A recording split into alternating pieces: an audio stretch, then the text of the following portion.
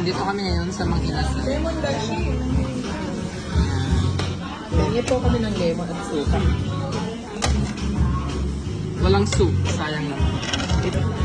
Anong barbecue yan? Chicken? Ewan. Baka...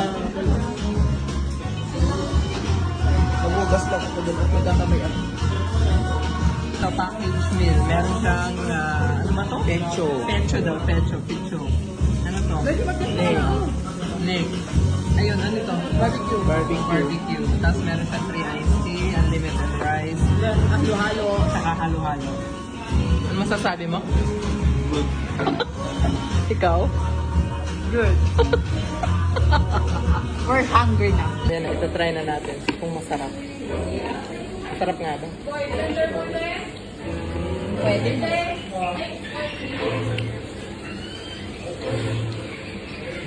Ang naisip nila kasi buong to. Buong manok to. Ngayon, anong gagawin natin sa leeg? So, prito na lang. Anong gagawin natin sa ganito?